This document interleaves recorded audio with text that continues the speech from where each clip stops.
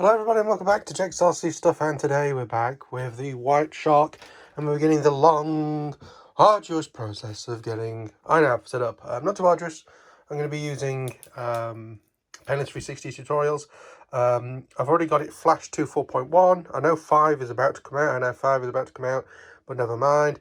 I've already done the yaw degrees 180 because I'm actually installing this flight controller in backwards and tested it, and now if I lift up, if you look at the arrow, this is technically the back of the flight controller. If I lift that up, the plane pitches up. So that is now right. And if I drop the left side, the left wing drops. That's good. PWM output is currently disabled. First thing I'm going to do, because I remember this from his tutorials, is do the calibration. So I'll do the calibrate and I'll actually pull up his tutorial and start going through that. This video might be a little bit all over the place because I'm not going to, you know, if you want to learn how to do this, go watch his videos. It's going to be better than mine will ever be. It's what I'm following, so you can just follow along. I'll just give you updates on progress and stuff like that. So for the calibration, obviously, calibrate accelerometer, and then put it in the 6 different places as put on the screen. Always used to do it outside the aircraft. This is the first time I actually remembered to do it before putting it in. So you do this calibration, which is basically just ticking it on each side and making sure all these get green ticks. And then I'm going to plug everything in, and we'll go on to tutorials and go from there. Right, so I've got iNav installed. I've got all of the calibration done. Took it to a test, but got there in the end. I've sort of pulled all the wires out of the plane. The only ones I've got connected up at the minute are the main power wires, because they're the shortest and more of a pain in the arse. See how short they are. I've got the tape on the bottom. The tape that I'm using is this Chloroplast, so a brand name you've probably heard of. The sort of sponge tape. I bought it for Nay's 32 flight controllers because it's like 35 by 35 or 30 by 30 or whatever. It's more or less the size of a flight controller. So I didn't need to bother cutting it down on them. It's a bit big for this, but I've cut it down. So now I've got that installed. I'm just going to flick a knife under to get the backing off, stick it in, and then we can work at adding in all these other cables, and then we can plug it in and see if it all explodes. Exciting. Okay, so that is everything plugged in. All a bit of a jumble because of the wing connection, but it is all in. I'll probably do some terrapin and stuff back here later. But what we need to look at doing now is actually starting the iNav configuration. So, as I say, I'm going to load up the Painless 360 videos, just work my way through them. If I come across any snags or anything like that, I'll come back to you, or anything that's custom to me.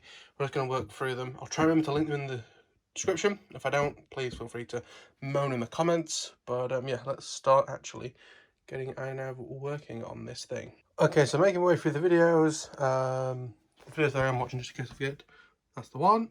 And it's getting to the point where I need the receiver, so I need to plug everything in, which could result in a bang. So I will, unfortunately I can't really point you at the thing, but we'll see.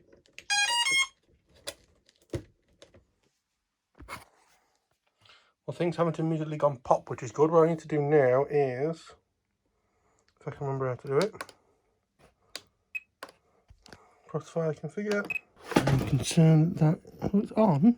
Ooh, that's concerning. Yeah, I don't know why it's not showing up in there. Let me see if I can do it through the back of it. I'll be back in a moment. Right, my mistake, I haven't done it in a while. All we need to do is TX Lite, bind, update diversity RX. Bit concerned it's a bit too close, that's all. Here we are, it is doing it. Right, okay, excellent. Okay, apologies for the background noise. I had to charge my radio battery. So, I thought I would just show you what modes I have set up. So if we go sort of around the radio, switch F, that on this particular Maytech board allows you to FPV on, blah, blah, blah. That allows you to completely turn on and off the video transmitter, which is great, so it's not sat there in the ring melting itself because there's no air going over it. Switch E doesn't have any voice, but it's basically full on-screen display, reduced on-screen display, and then it switches to the HD camera. So that's what that's for.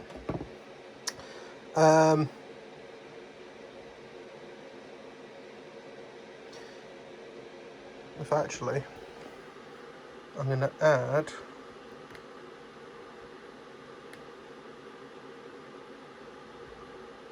that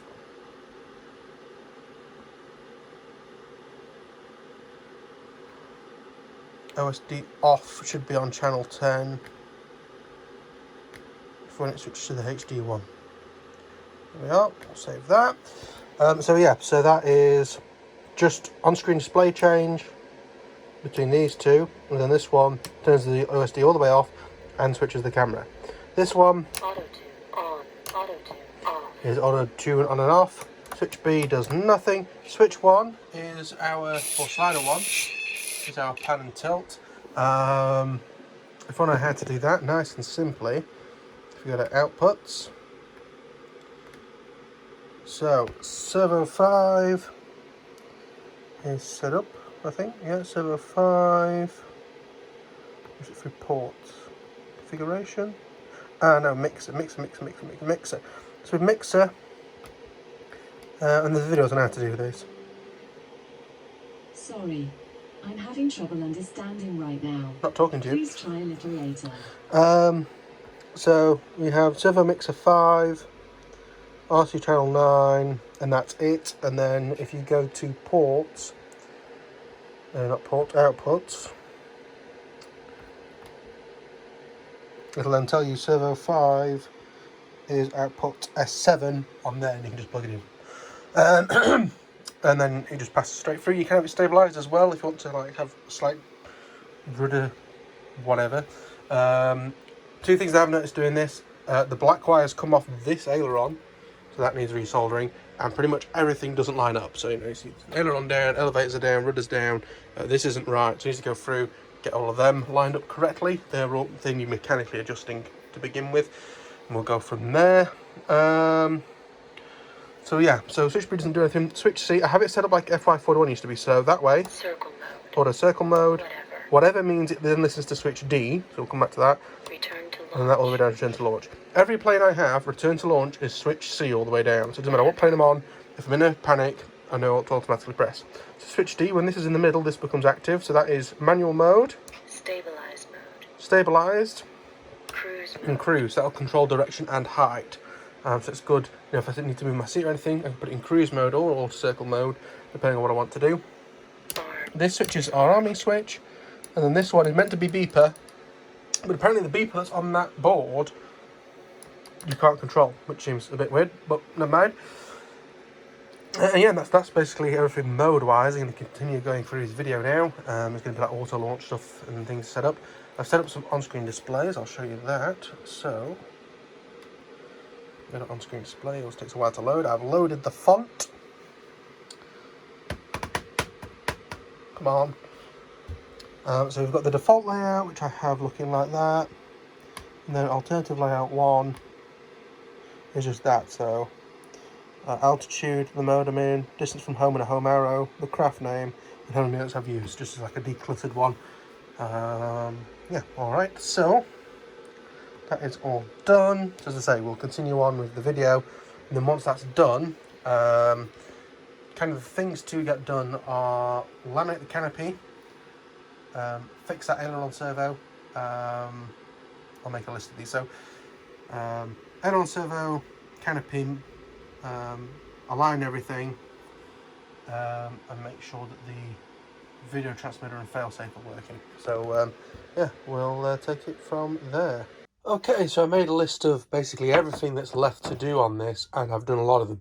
So one of them was fixing the aileron cable and getting everything lined up. I did that.